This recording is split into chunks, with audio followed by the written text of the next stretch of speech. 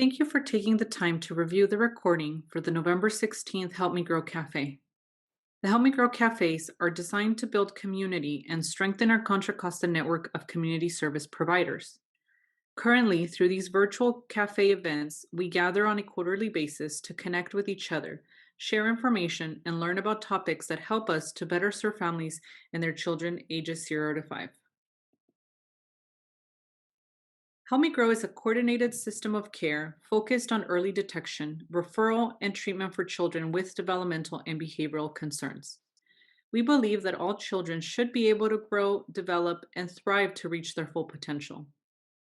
Help Me Grow is not a standalone program, but rather a system model that utilizes and builds on existing resources and partnerships in order to develop and enhance a comprehensive approach to early childhood system building in our community through the following: promotion of coordinated networks of care through events like the Help Me Grow Cafe, providing a centralized access point for resource navigation through the Help Me Grow 211 phone line for families and professionals, and by conducting family and community outreach to build parent and provider understanding of healthy child development, to promote early detection and intervention, and share how we are all part of the important process of improving children's outcomes.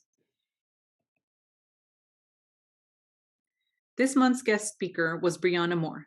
Ms. Moore has conducted learning events seminars for over 30 years throughout the Bay Area for medical practitioners, community-based organizations, and city, state, and federal leaders.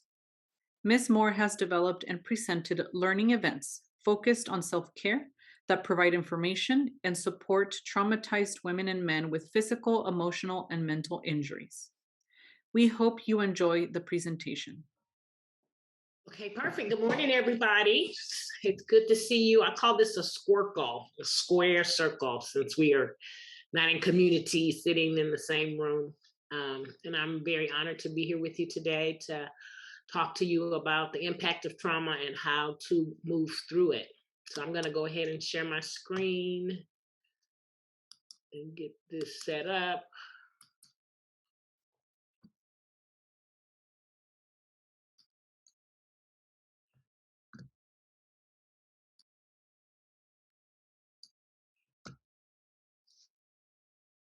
Okay, and I'm going to close this down right here. So the first thing I'd like to ask you is a question, and you could drop your answers in the chat.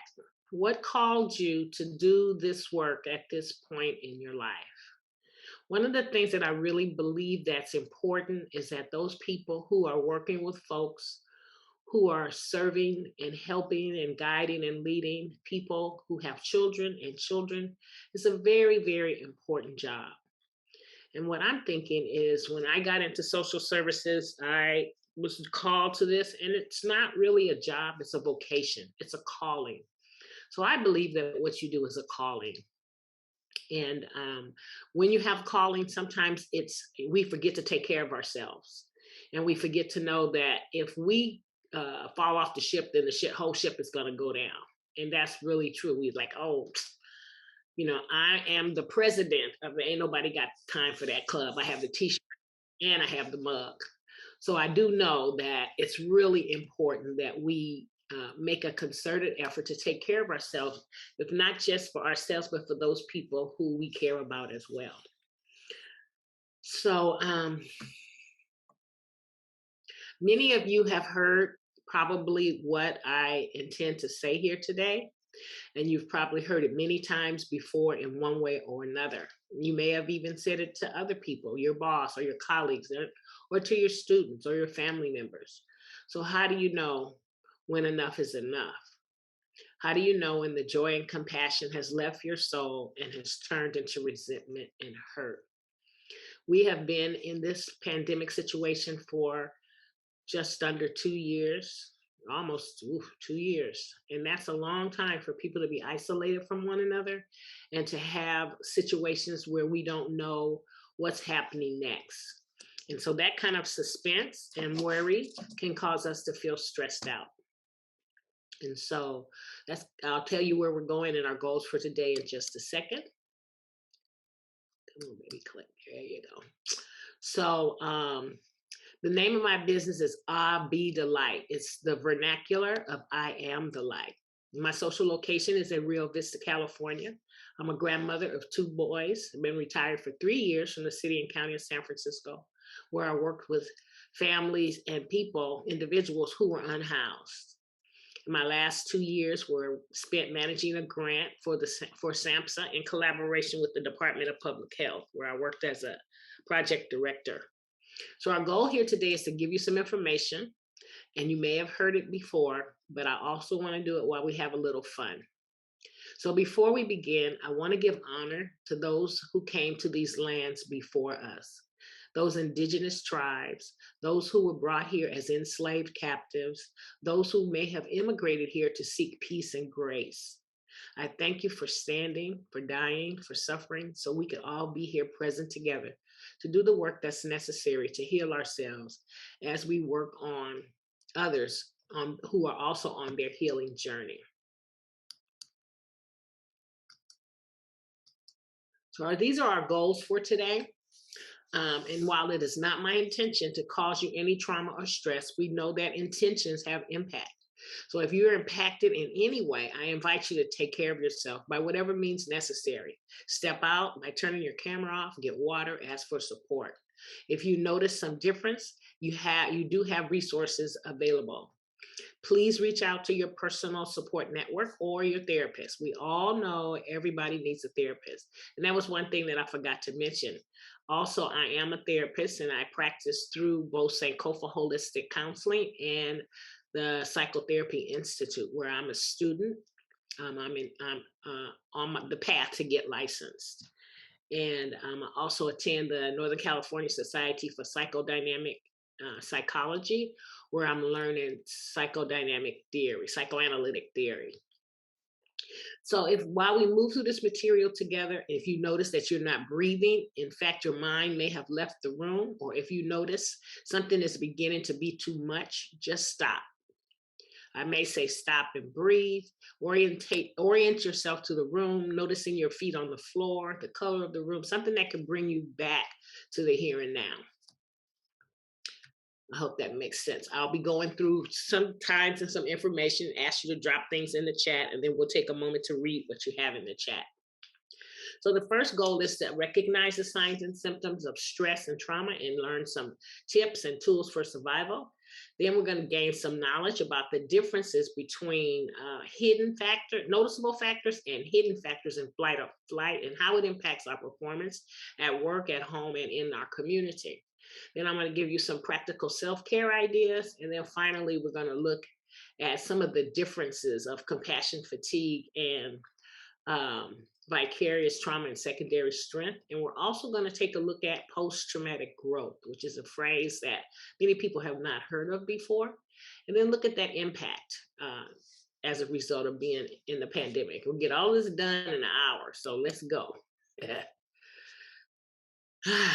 So one of the things I want to give you is breathing. Breathing is very, very important.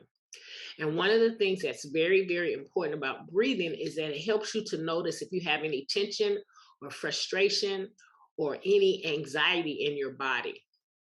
So I know your zip code is 925. 99 probably wouldn't work, but we use 415. You breathe into the count of 4 through your nose, and then hold it for 1 beat, and then exhale through your mouth to the count of 5. So it's not like exhaling from a cigarette or smoke, but rather the exhale is deep from your diaphragm, more like you just returned from shopping for Christmas on Christmas Eve, and you had a 4-year-old with you that wanted everything. And so you get home, you drop the bags, and you sit down and you go, ah, like that, right? So we know that if you can't get to 5, it's cool, but it is important that your exhale is longer than your inhale. So let's just practice that, and I'll count for you. So we're going to inhale to the count of 4. Here we go. Inhale, 1, 2, 3, 4. Hold it, and then exhale. 2, 3, 4, 5. I don't have my camera on to see, but I'm hoping everybody participated. All right. Okay.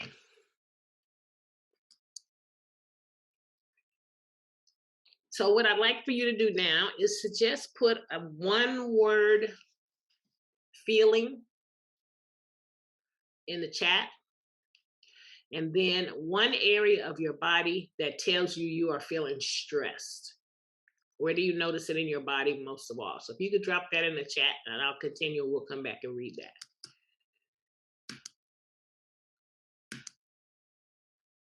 So let's talk about being all stressed out and feeling trauma.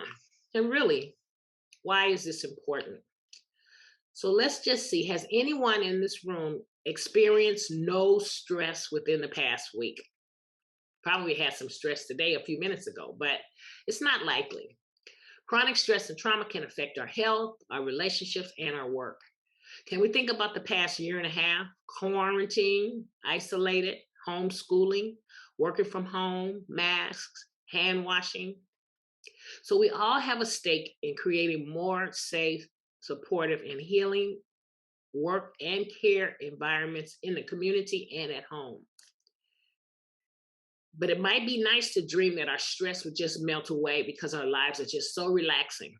But for most of us, that is far from reality. So before we talk about self-care, let's talk a little bit about stress. Stress is a part of our daily lives, and it comes in many forms. We may think of stress as connected to bad things, but sometimes good things can cause stress too. Getting married, buying a house, having a new baby are all happy, exciting life events that may still be the source of tremendous stress and anxiety. Some stressors may be considered mild and manageable, while others are more severe and have an emotional and more damaging long-term impact and are on us and our emotional health. It's important to remember that stress is in the eye of the beholder. What is very stressful to you may not cause your coworker to worry at all. Likewise, you may not be bothered by the same things that annoy your best friend. This doesn't make one person stronger or weaker than the other, just different. Strength lies in the ability to recognize your stressors and act accordingly. By going to the helping professions that you have chosen, work that by going into the helping profession, you have chosen work that leads you to walk with your clients, your students, your families through many difficult, complicated, and often painful experiences. And since stress is a part of our daily lives, we must pay attention to its impact on our physical and emotional well-being.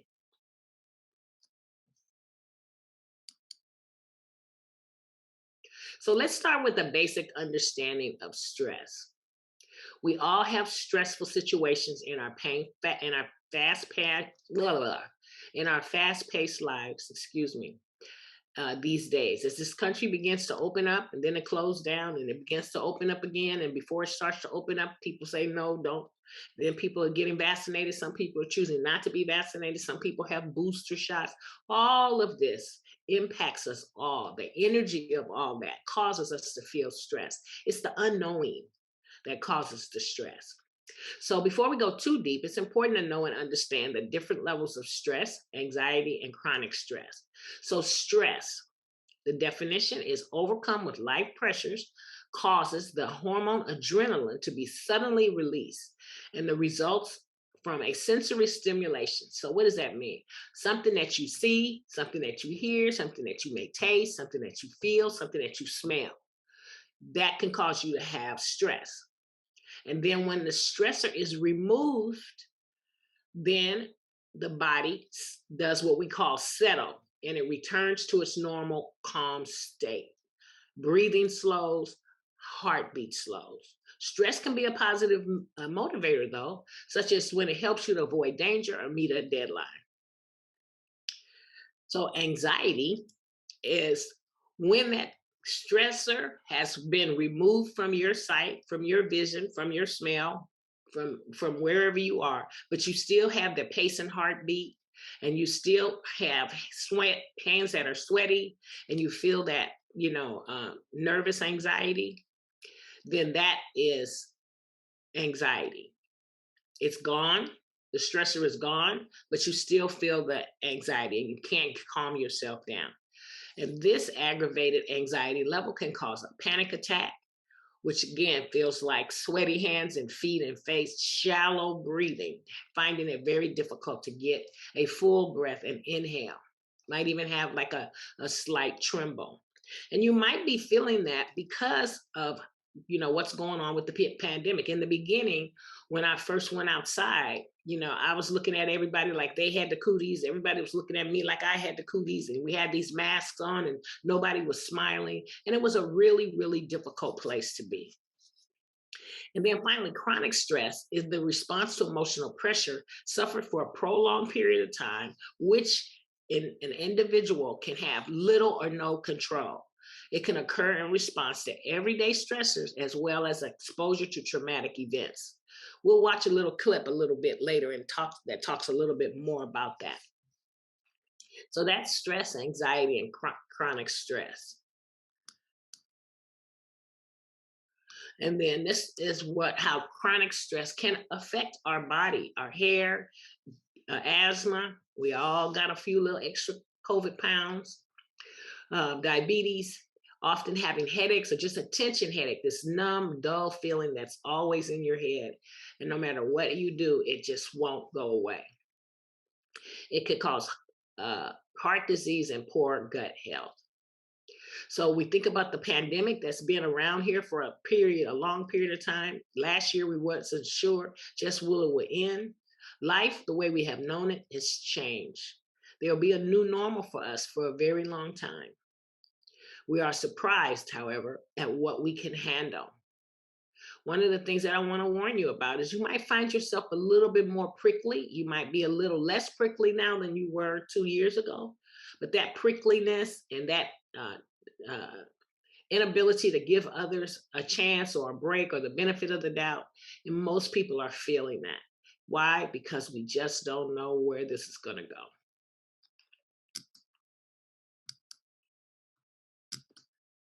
And so identifying stressors related to chronic stress. And so remember, now kids are back in school, sometimes 12 o'clock to 3 o'clock. So what happens when you have two children at different schools? These are some of the big ticket items. Poor sleep is now actually called coronasomnia, a term used for sleep problems related to the pandemic. It's the impact of the uncertainty and the barrage of information that we are getting. We take information to bed with us and it affects how we rest. I'll talk more about that in a minute. So all of these are crucial items that are related to chronic stress. And number 5, where we are unappreciated and unsupported, are very, very dangerous. That's why you're here today, to be able to give you some tools and know that you are very, very much appreciated.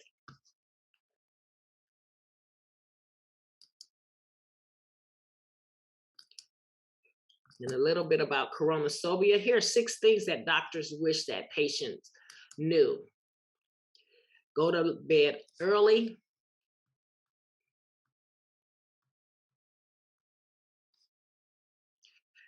As early as you can. Get bright light as early as you can. Your body is adjusting, especially now that we're having daylight savings time, so that your body and your clock is kind of out of balance.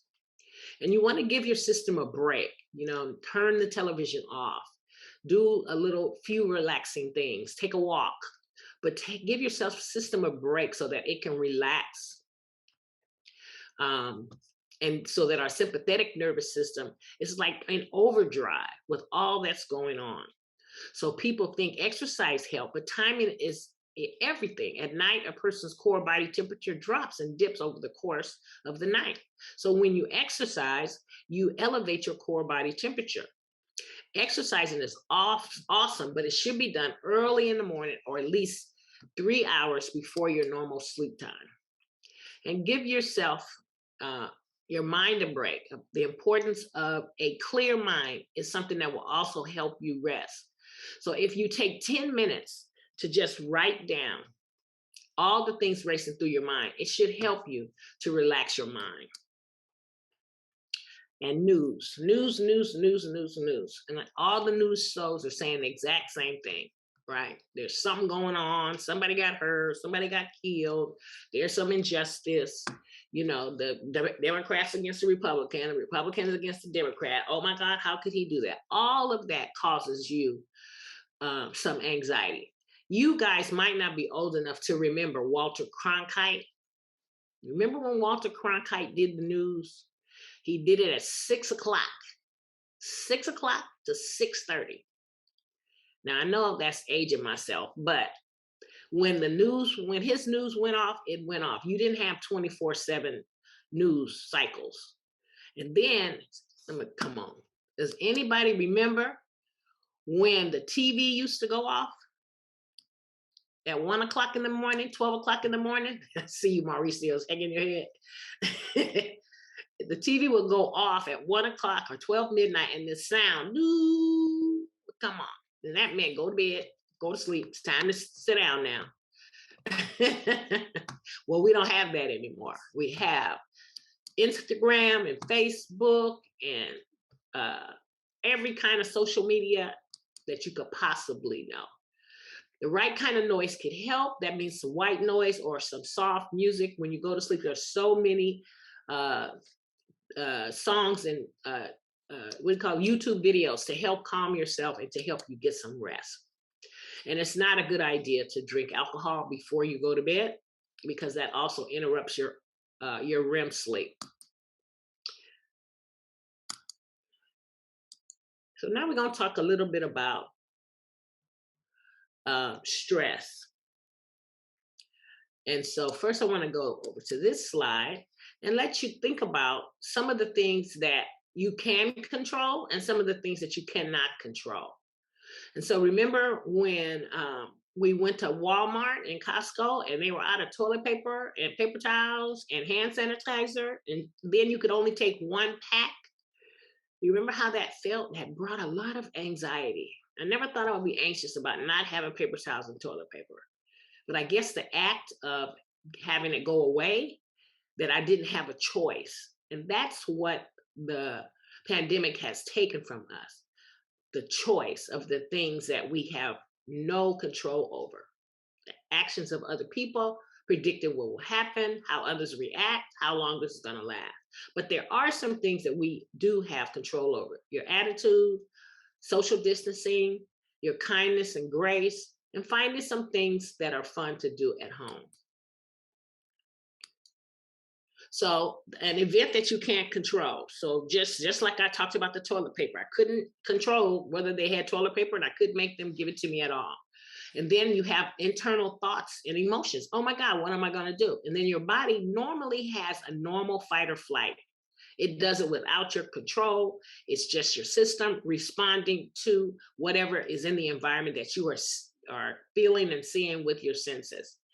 And then it's an automatic response. Your brain and your nervous system has an automatic past program response. If it happened before, you might respond fighting this time, or if it happens again, you might run, or you might just want to be able to calm yourself down, and you just don't have that the ability to do that.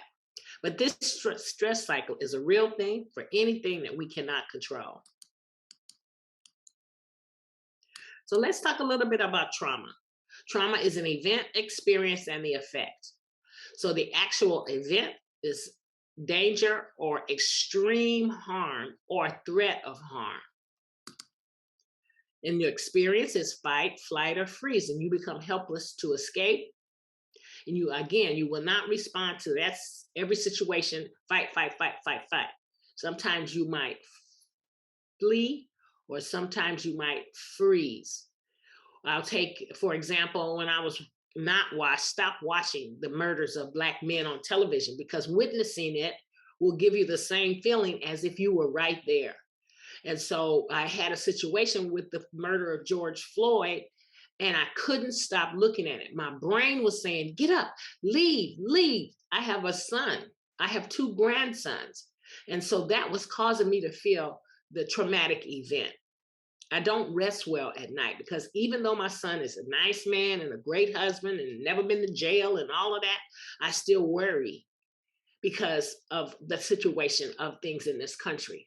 So fight, flight, or freeze, your brain may be telling you to activate, to move along, but your body is saying something different. So you're in a frozen state. It's like, get up, turn the television off. And what happens is that your body and your brain become overwhelmed and you can't move.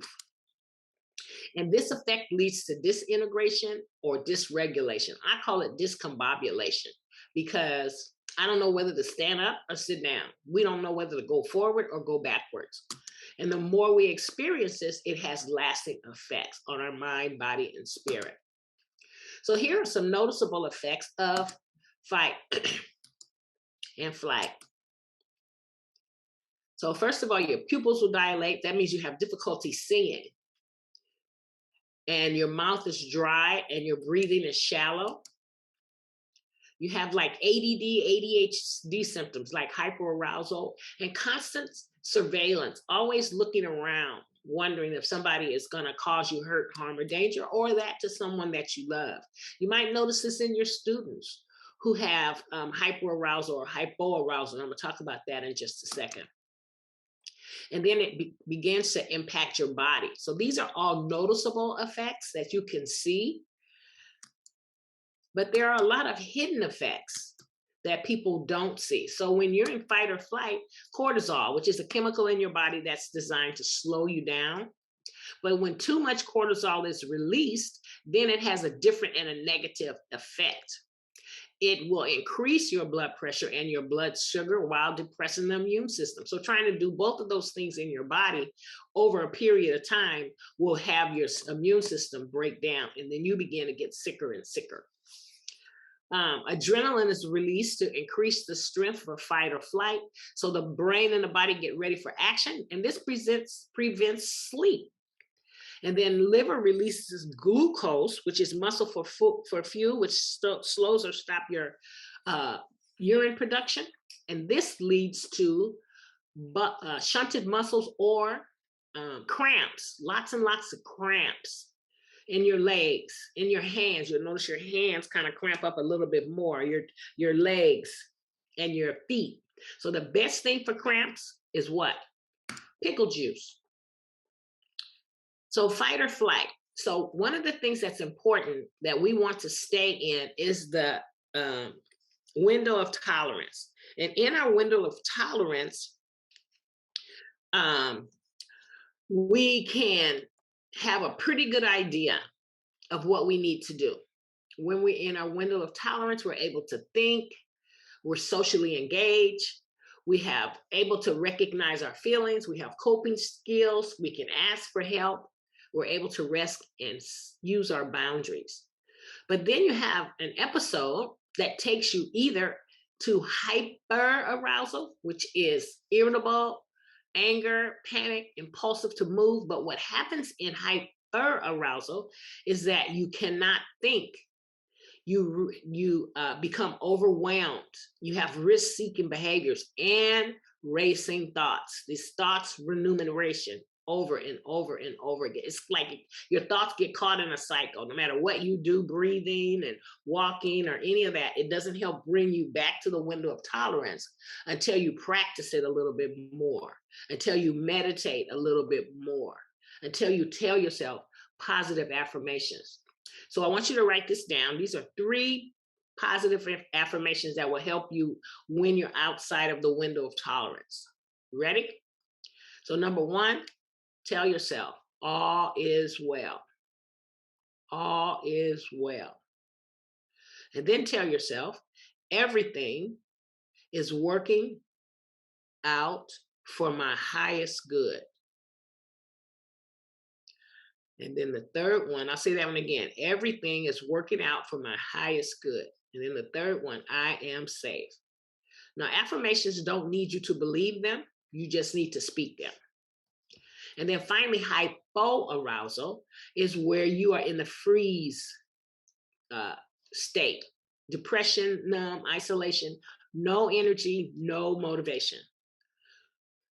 And it causes you to have a disassociation. So if you had a traumatic event and you cannot remember it, that's called disassociation. You feel disconnected and you feel hopeless. That's hypo arousal.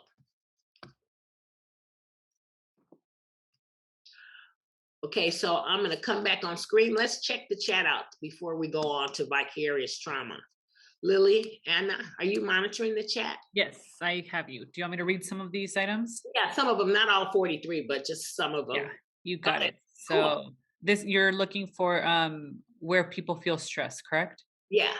Okay, so we have things like I feel tired, my shoulders, my back, a lot of shoulders and back, Mm-hmm. abdomen, hips, Mm, feelings of anxiety in my neck, feeling sad in my shoulders, chest, shoulders, back, feeling tired, my neck, a lot of shoulders and neck, mm, anxiety, shoulders. Hmm. mhm.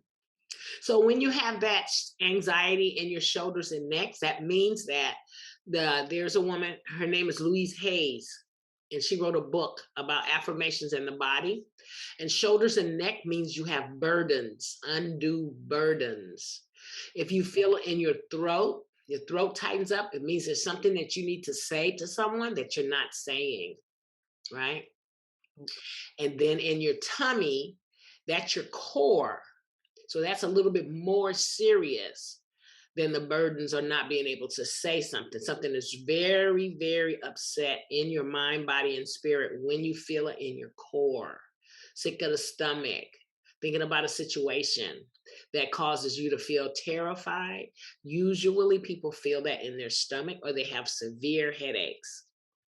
I know that when I get overwhelmed and I'm planning for something and I want it to be perfect and it's all out of my control, I'll get this headache. And that means sit down, slow down. It's already all right. That's another thing I want you to write down. It's already all right. Okay, great. Thanks for sharing that for me. Anybody have any questions so far before we move on?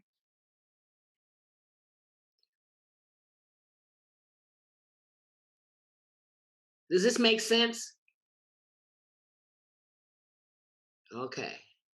You're shaking your head a little bit, but I'm going to take that. All right. So let's take a look at vicarious trauma and secondary trauma. So when you compare vicarious trauma and secondary trauma, so vicarious trauma is something that happens to you that you experience. Secondary trauma is like indirect trauma. It's when the something that your student, for example, is having it and you feel what they're feeling. You're mirroring the client's trauma.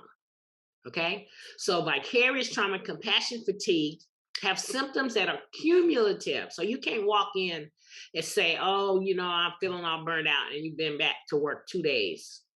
Right. Vicarious trauma is something that builds up over time. It's cumulative. And then it's related to the empathetic relationship with multiple clients and supervisors. So that's why it's important for you to recognize, ooh, I'm having a hard time right now.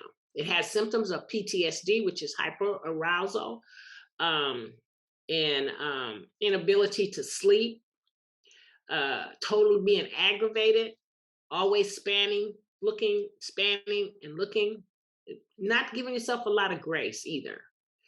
And then the triggers that are unique to service providers, that some of the triggers that might be unique to you might be unique to somebody else, right? It might not look the same for everybody, is what I'm trying to say there. And so with secondary trauma, it's immediate and it mirrors the client's trauma.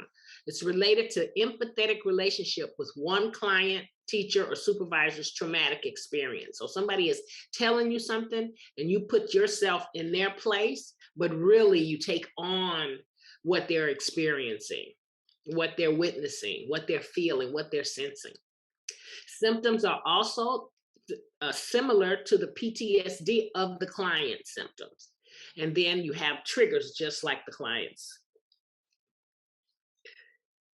Okay. And it's very, very serious. I'm gonna give you a real quick story. When I was working in the single adult shelters, And I started to listen. When you listening to people's stories all day, every day, all day, every day. So I was listening to these people's stories, and I developed what we call conversion disorder, where I took their trauma into my body and I lost the use of my left hand. I used to have locks, so I could not lift my arm above my hand. So that's an example of vicarious trauma. The way that I was able to get out of it is I went to the doctor after a period of time. It really had a severe impact on me. I even thought about taking my life because of the medication that I was taking. And then I had an epiphany and I got up. I went to the hospital and I got an excellent doctor. She gave me an MRI, a CRD, a KRP, or something, and found out that I had a pinched nerve. So I was wondering to myself, if I'm educated, I'm a trauma trainer, I have all of these credentials, what about people that are on the front line or people like in your position who don't know about this? So that's how I began to develop these types of learning events so that I could help people who may not have that information, but might be as in serious trouble as I was. This is just my favorite little slide here. A bird sitting on a tree is never afraid of the branch breaking because its trust is not in the branch, but in its own wings. So we're developing and strengthening our own wings. And strengthening requires, it's like a muscle. You have to work it, right? You have to just work it, work it, work it. And it's just the same way with trauma and moving through trauma and how it impacts you. So now I want to show you a little video about post-traumatic growth. So, just like vicarious trauma, where the professional listener feels the impact of the trauma of the client, there is vicarious resilience, which is defined as the positive impact on and personal growth in their own lives, like case managers and counselors and teachers and school providers that result from the exposure to their clients' results, resilience and growth. So, let's take a minute. This is like a 4-minute video. Sometimes things happen in life that we just can't control. Sometimes they are good things, but they're bad things. Failures, challenges, mistakes, they happen to the best of us. Today, I want to introduce you to a complete bad things that happen to us. Specifically, this is a post-traumatic growth. If you or someone you care about has gone through a difficult experience, then this is a video.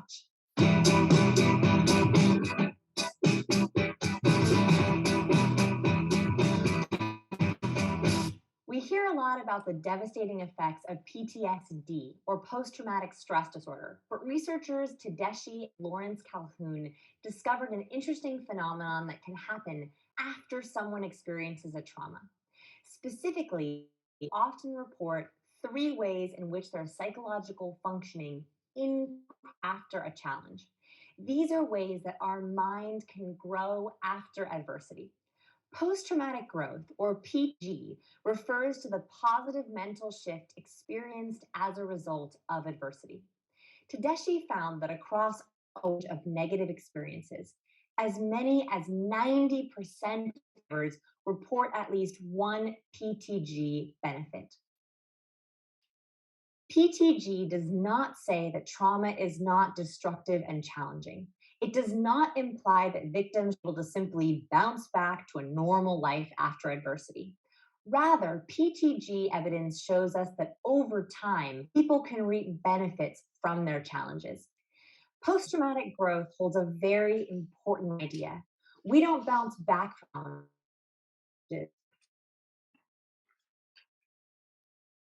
There are some specific areas that researchers have found change after adversity.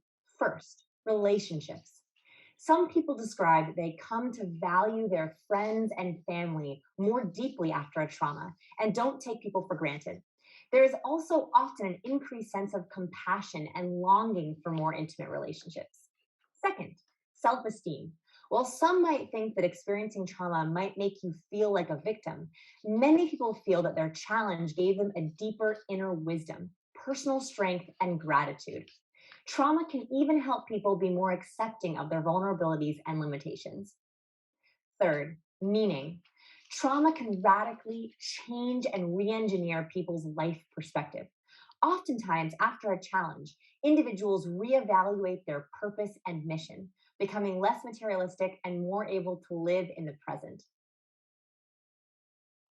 If you have experienced a trauma or major adversity and you want to begin to bounce forward, there are a few elements that are known to contribute to post traumatic growth.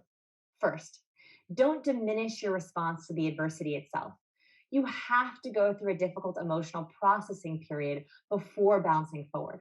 You can think of this like grief. You have to be able to mourn and feel before moving on. Second, the researchers have found that we have to share and talk about the adversity to process it fully. They call this constructive self disclosure.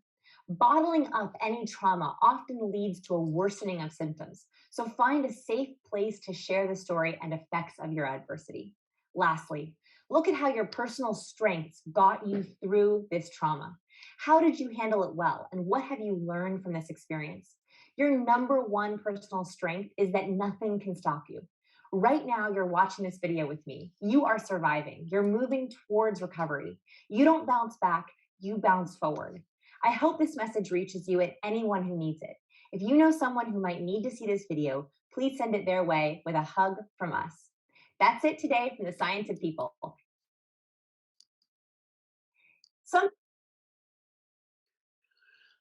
Okay.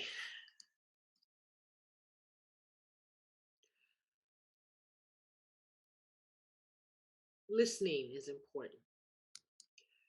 So these are called COVID cookies, and then I changed the name to blessings. And I just want to tell you that you can't eat them with your shoes on because you have to wiggle your toes. I sent the recipe. It has walnuts and pecans, milk chocolate, dark chocolate, and Swiss chocolate, chocolate chips, and brown sugar, and extra butter. They are very good. But if you can't eat sugar, then you could use monk fruit. And if you can't eat flour, you could use almond flour. It transitions really well. So I sent you the recipe. Oh, yeah. Well, I put brown sugar instead of white sugar, too. So all this stuff is spinning here. These are positive statements that my favorite is from Maya Angelou. Every cloud has a rainbow inside of it. And what I took from that is through this pandemic, there are many things that surprised me. And one thing that surprised me was that I was able to grow things. And so, I'm a little old lady living in a retired community, and I didn't know that I had a gift with plants until the pandemic. So I just kept buying plants and buying plants and buying plants. And how you know I'm a little old lady is because they all have names. And then I read affirmations to them every day and water them twice a week, and they are flourishing. So what surprised you? We're going to get to that in a minute. So first of all, one of the things to help you to self-regulate when you become, I call it activated. I don't like the word trigger. When you become activated, it'll come on screen so I can show you how to do these. So the first one is, I'm not going to go through all 5 of them, but there are just 3 key steps. So one is when you cross your fingers like that, and then set it on top of your head, and then feel your fingers and feel your hair. And this is where you want to take a deep breath, the 4-1-5 breath, and out. Another way to do the 4-1-5 breath is you come in and you release really vibrantly. Right? And that makes you laugh, which makes you calm down. Okay? The other one is you put your baby finger on your eyebrow, and then the other fingers across your forehead. And then I like the one where you take your other hand and put it on your heart. And just feel your heart and feel your heart beat and breathe. And then tell yourself those affirmations. It's already all right. I am calm. All is well. Everything is working together for my good. And then you take a deep breath. And then the other one is your hand on the back of your head and your hand on your solar plexus, which is right above your navel. And then number 2 is really very important too. Baby finger on the eyebrow, and then your hand the back of your skull. And that's called occipital press. And then you just press in. And these are symptoms that will help you regulate your mind, body, and spirit, calm you down. I think it's something good to teach the kids when they're a little bit out. You have this handout as well. And one of the things that I want to focus on, these are all things that you could ask yourself. You could use these beginning of one of your meeting, your team meeting, understanding what brings you meeting, what lights you up, what makes your inner child light up, what do you really, really care about? So these are questions that we can ask ourselves when we're feeling, figuring out who we are outside of the trauma. And self-care, if you're not doing these things, then you're not taking good care of yourself. And you want to have an inventory of your needs for you, not your students, not your husband, not your children, for you. Because if you get out of balance with all of these things, then guess what's going to happen? You're going to be in that stress and anxious mode. And that's not good. You will be outside of your window of tolerance. This keeps you in your window of tolerance. Being curious, setting your own priorities, making your bed every day. When I don't make my bed, something's out of balance. It's like, what's going on? You can't even stop the pull. And it's just pulling the covers up and fluffing the pillows. I have to slow myself down. I have to think about what gives me pleasure. What am I aware of in my environment? What about myself am I not accepting? So these are very important. I write in a journal about them if I'm not doing them. And then I write my gratitude list when I am doing them. And I number them to see how many of them I'm in alignment with or not. I found this the other day. Sometimes we just need someone to just listen, to not try to fix anything or offer alternatives, but just to be there, to listen. An ear that listens can be medicine for a heart that hurts, right? Most of the time when people come to me, people come to therapy. It's like, well, how can I help you today? Or some of my friends or people that, that I meet, how can I help you today? I just need somebody to listen to me, right? So here are some tips on how you can listen without speaking. And we call this pearls, Pearls, or partnership. Let's work on this together. Empathy, that sounds frustrating. Apology, I'm really sorry that happened to you. Respect, you've gone through a lot. Legitimation, it makes sense that you feel this way. And support, well, let's see what we could do, right? And if you ask people what they need, most of the time they could tell you what they need because they've probably been in that situation before. And then here's an example on how to have a difficult conversation. If we didn't need a script to have difficult conversations, then all conversations would go smoothly. But most of the time they go sideways. This was a script that was developed by Dr. Kenneth B. Hardy, who is a psychologist on the East Coast. So validate what a person is doing that you appreciate. So you can't give somebody a challenge before you give them a validation. It just won't work well. And then in the challenge, you're going to challenge the area that you feel needs to improve. Here is you do not use the word you at all. So this definitely requires that you have to practice. And then a request is one sentence long, a specific request, one sentence, and then stop talking. So here's an example. Validate. I appreciate it when time is taken to plan activities for the students. Challenge. I'm feeling frustrated because the activity may have an extra cost that I did not budget. Request. Please give me a week's notice when there are costs associated with any activities for the student. And then you always want to check in with people. Does that make sense? I check in with them, and then I also say, if I'm talking to a client or if I'm talking to a student, it's like, tell me what you heard me say. Because sometimes people are tracking what you say, but if they're traumatized, many times you're not. So you could take time. You also have these journal prompts, but I want to hear what surprised you about the pandemic. And what are you going to keep and what are you going to throw away?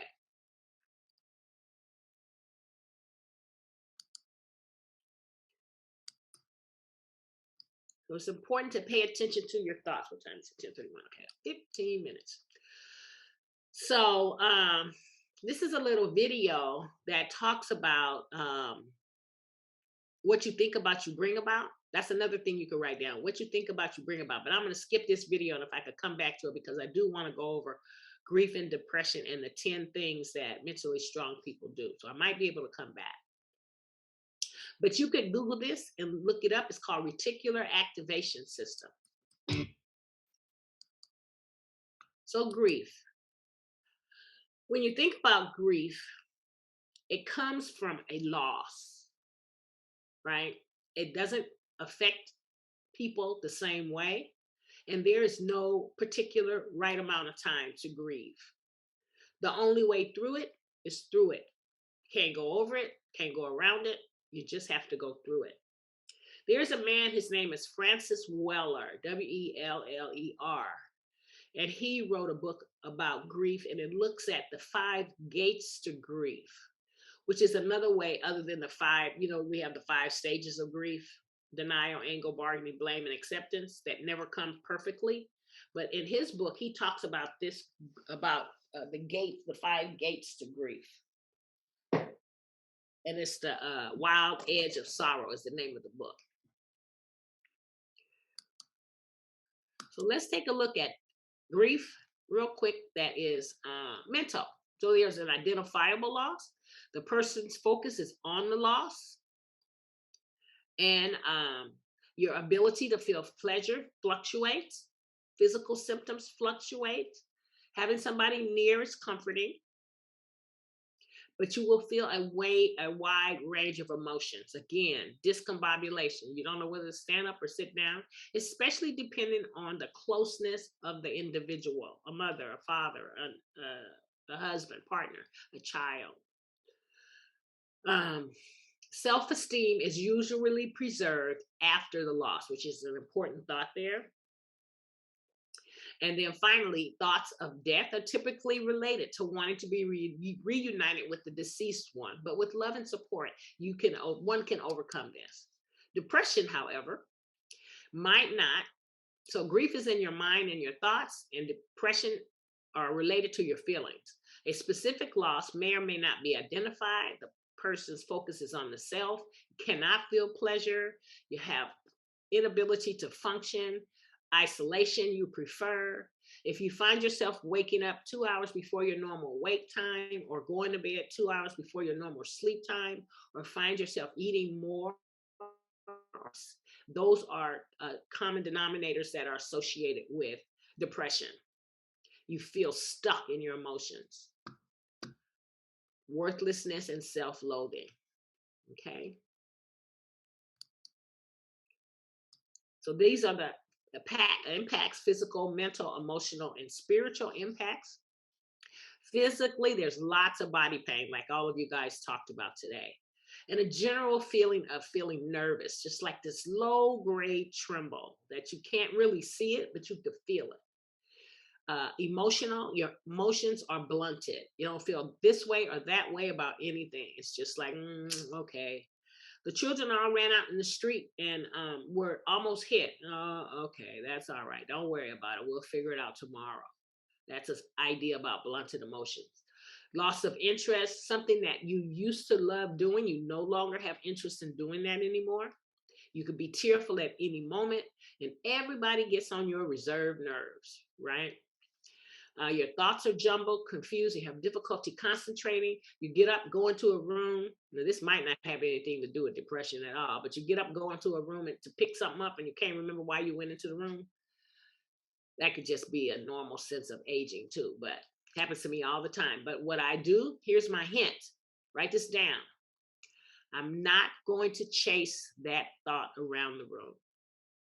If I open my mouth to say something and nothing comes out because I have forgotten it, I'm not going to chase that thought around the room. And guess what? Comes right back. I promise. And then on the spiritual level, you anger at yourself, the deceased person, or you lose faith in God. And these are 10 ways to stay healthy during a pandemic. So first of all, again, limit your exposure to news and media. Media exposure 24/7 news cycle can actually activate the fight or flight response. Feelings. Feelings are normal. They're not right or they're not wrong. So a resilient individual understands that feelings such as fear, anxiety, hopelessness, and anger and sadness are normal because the information is too overwhelming to process at once. And then choosing who you follow. Leadership is important. You know, there are people that you admire, and then there are people who really, you might follow them, you might believe in what they're saying, but they really are not. Their ethics are questionable. And limit your social media exposure because we have algorithms. We're learning about the algorithms, and that if you put something in the computer that or on your phone, then the algorithm will pick up your preferences, even if you put something in for somebody else, and they think that that's what you want for yourself. And then you'll get all this information about that. So limiting your exposure, they have a timer on it now. So you can see how many hours you actually are in social media, both for you and your children. And there is a new diagnosis called media focus, where and what happens is that it secretes the same chemicals in the brain, dopamine, as a drug addict or as an alcoholic.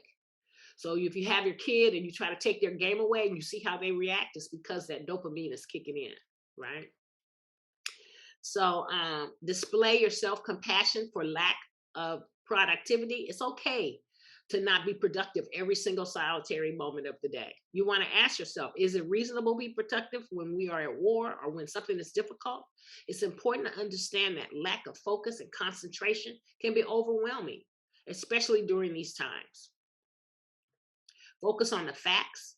Be careful where you get your information from. When I first heard about the pandemic, I was on my way. I was going to Colombia. Colombia had been on my bucket list for a very, very long time. And so I said, I'm going. And so I told my son, I said, oh, black people are not going to die from the pandemic. We made it over here and survived the slave ship. Come on now. My son said, Mother, please don't ever say that to anybody again. Don't say it, right? I said, oh, okay. But I wanted to go to Colombia. They didn't have any published results of anybody having the COVID. We got over there, and everything was open when we got there. The third day, everything was shut down, and we had to come back home. And I had never been more happy to see that sign, welcome back to the United States of America. And as soon as we landed and got checked in through customs, they closed the doors to Colombia, and they closed the doors to the United States. So just paying attention to the facts.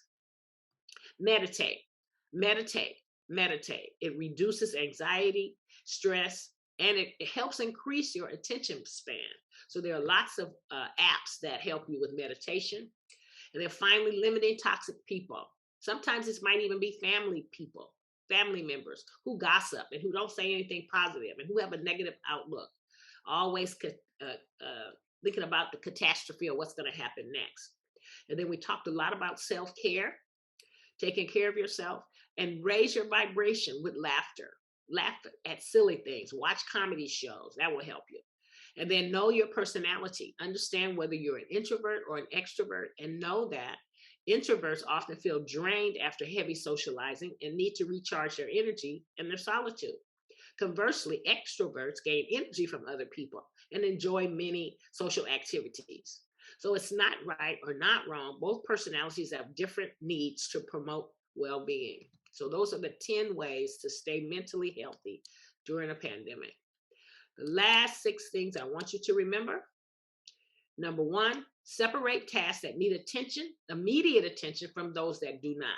If you make a list and you don't get everything done on the list, oh well, there's always tomorrow, right? If you need help, ask for it. Asking for help is a sign of strength. It's not a sign of weakness. Then carefully choose what you will cancel. You get to decide that.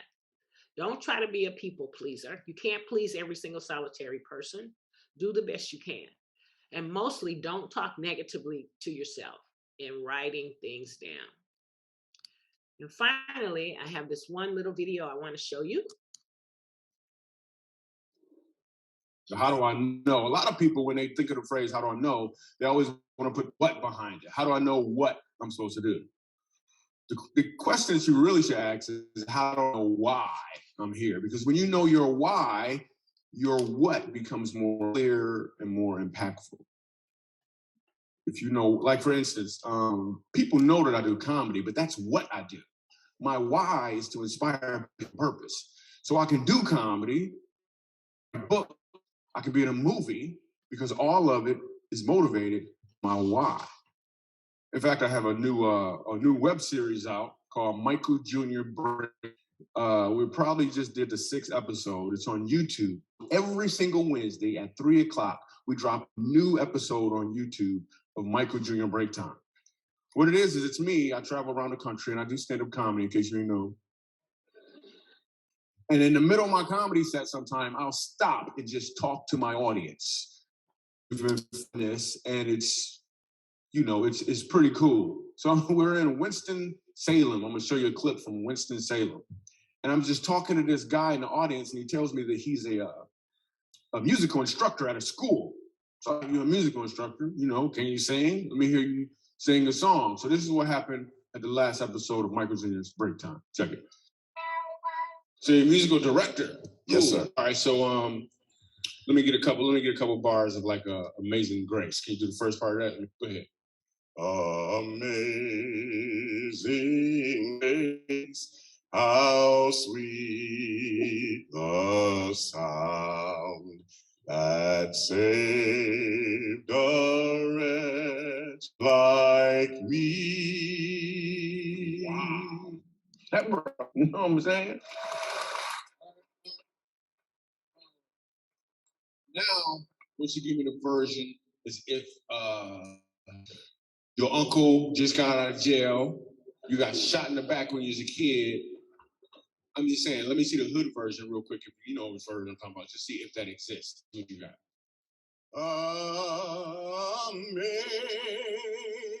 Amazing grace, how sweet the sound that saved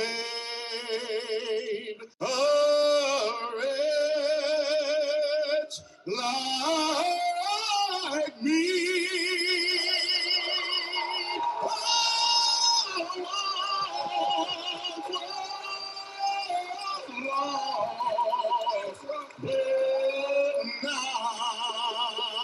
But now I'm found, was blind, but now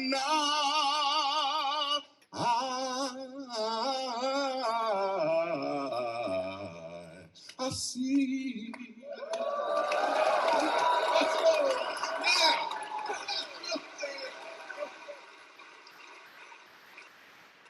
Okay. Here's what I want you to catch. The first time I asked him to sing, he knew what he was doing. The second time, he knew why he was doing it. When you know your why, your what becomes more impactful because you're walking towards or in your purpose.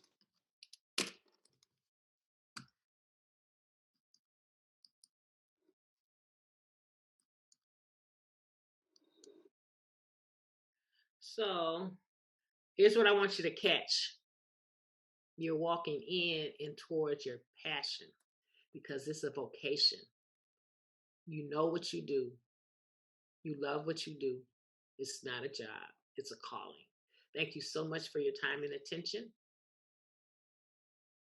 Thank you for watching this recording of the November 16th Help Me Grow Café. We hope you enjoyed the presentation and found the information useful. We hope you can join us at our next cafe on February 15th at 9 a.m. Stay tuned for more information. If you are not yet signed up for our mailing list, be sure to do so by emailing us at helpmegrow@first5coco.org. Thank you.